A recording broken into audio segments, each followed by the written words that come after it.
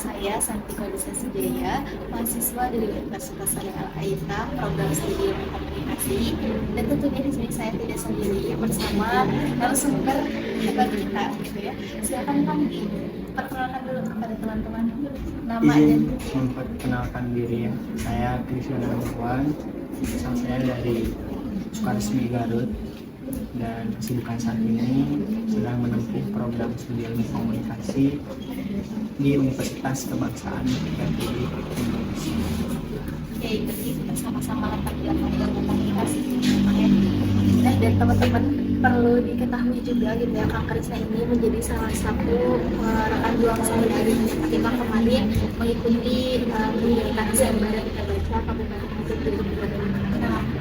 Dan berkaitan dengan hal itu, begitu ya, Kang Krisna sendiri di sini menjadi seorang runner up gitu ya, atau juara kedua gitu di kompetisi kemarin gitu. Nah, berkaitan dengan hal itu ya, gimana sih gitu perasaan Kang Krisna ketika kemarin dinobatkan menjadi juara dua di final raya kemarin? Perasaan sebenarnya masih belum diduga atau disangka gitu ya, bisa menempati posisi kedua di tengah banyaknya orang-orang yang saya sadari dan saya ketahui kawan-kawan saya di kita baca ini punya ciri khas dan gagasannya masing-masing gitu. Dan ya itu keren-keren semua. Saya masih merasa tidak nyangka saya bisa masuk ke tiga besar karena memang ya itu tadi perbandingannya dengan orang-orang yang sama-sama melaju masuk ke besar. Saya rasa kawan-kawan yang lain pun punya kehebatan dan keunggulannya masing-masing gitu. Namun entah faktor penilaian apa itu yang Dewan Juri berikan sehingga saya bisa dan Kang Hasan bisa masuki tiga besar. Berarti perasaannya menentukan gitu ya, bisa masuk ke tiga besar gitu, dan bahkan bisa menjadi juara kedua gitu di kompetisi kemarin gitu. Lantas bagaimana sih Kang, persiapan apa sih gitu yang Kang Krisna sendiri siapkan sebelum kemarin mengikuti karantina dan juga persiapan di hari final gitu?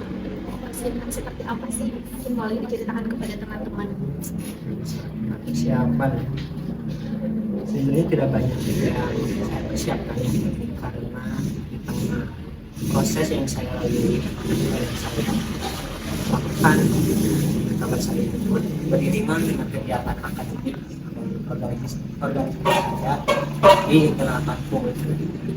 Namun jika bisa dibilang yang saya lakukan dan saya siapkan hanya melatih kepekaan barangkali, bagaimana saya yang bertanya barangkali seorang yang bukan enggan berbaur ya, cuman kadang ada beberapa hal di mana saya merasa cukup kewalahan dalam menghadapi atau ketemu orang-orang, sehingga saya coba memitigasi bagaimana caranya supaya ketika saya hadapkan dan dibaurkan dengan orang-orang yang lainnya, saya juga merasa kewalahan.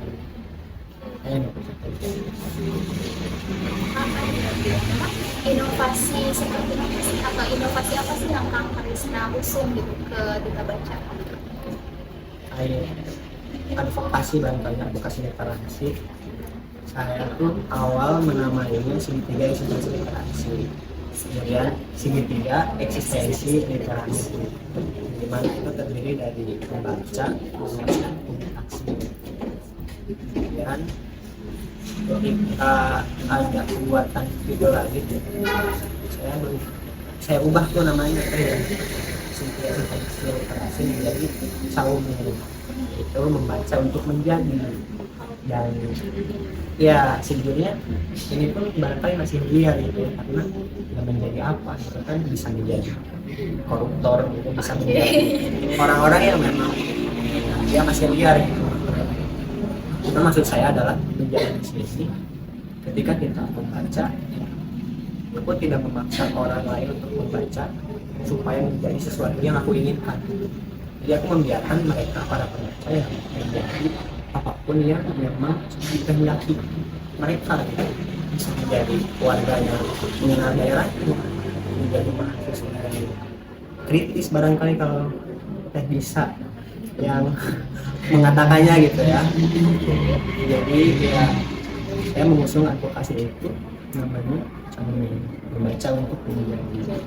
Oke, berarti kalau boleh sedikit disimpulin gitu ya terkait dengan advokasi yang Kang Krisna usulkan gitu kita baca. Berarti Kang Krisna sendiri terkait dengan caumen ya? Caumen. Membaca untuk menjadi, dan Kang Krisna sendiri memaknai bahwa literasi itu adalah sebuah kebebasan gitu. Sepakat gitu. Kebebasan. Kebebasan. Lantas motivasi apa sih yang membuat Kang Krisna sendiri ingin masuk ke duta baca, mengikuti sayembara ini? Apakah ada dorongan dari pihak-pihak tertentu atau Kang Krisna sendiri punya alasan lain, punya motivasi lain? Mungkin barangkali boleh diceritakan kepada teman-teman. Pertama itu tadi ada sekali jelas ya dorongan dari orang-orang yang memang sering beririsan di ranah profesi. Kedua, memang saya merasa ada gugatan terhadap diri sendiri gitu. Ketika saya terlalu, katakanlah mungkin sering menggaungkan literasi di kota orang gitu, kota Bandung. Sedangkan ketika saya pulang ke kampung halaman saya di Garut, saya merasa tidak ada gerakan atau tidak ada ruang diskusi yang hidup di sana. Sehingga dari fenomena itulah katakan saya coba mengupayakan diri bisa mengikuti saya pada duta baca. Alhamdulillah dapat dipertemukan dengan orang-orang seperti Elisa, Putih, dan kawan-kawan lain yang memang bisa diajak berbincang, berkembang, bincang, berkembang. Nah, bisa mengamini jargon tersebut.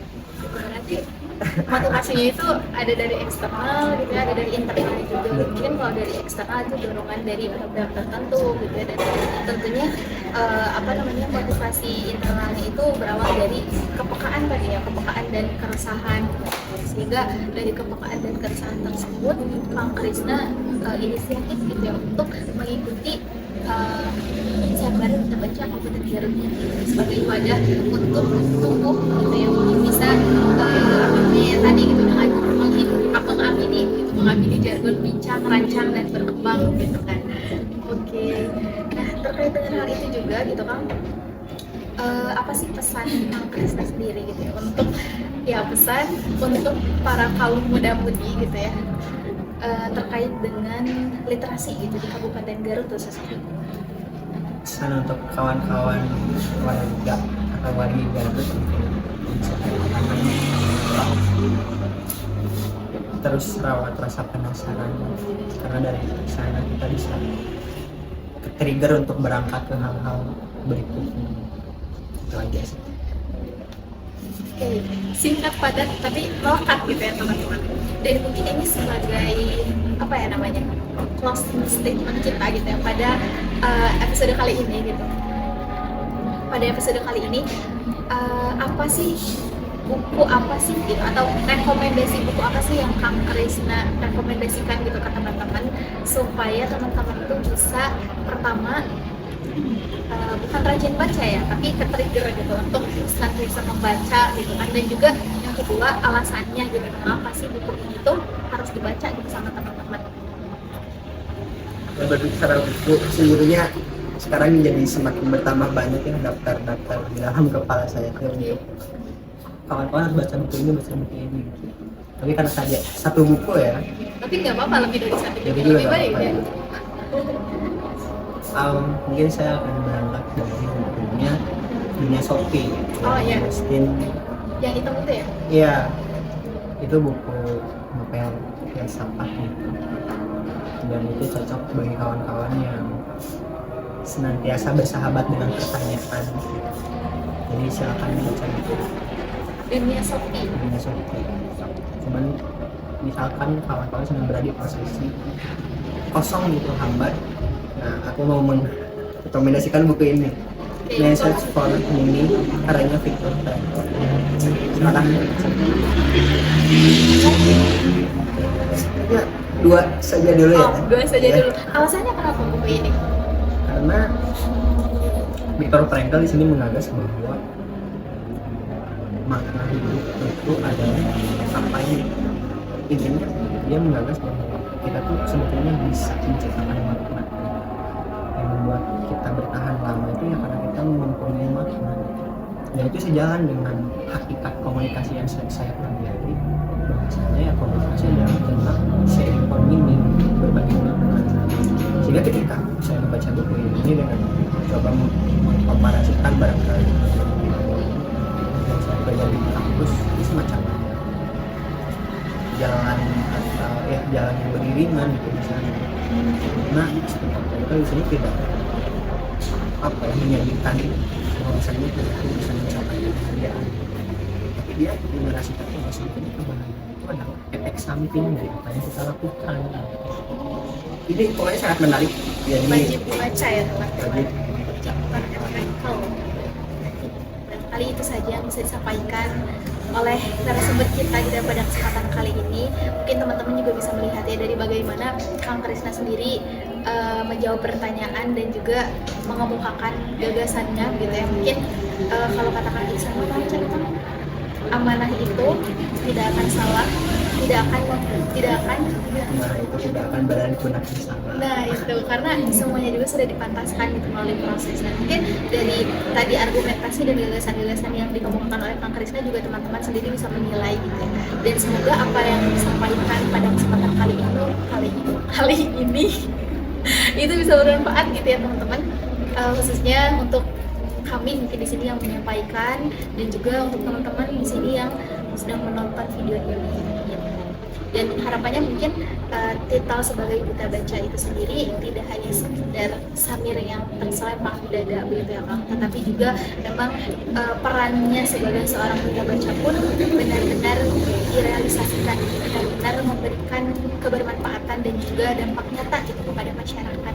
Gitu mungkin teman-teman, terima kasih sudah menonton dan sampai jumpa di episode selanjutnya. Dadah.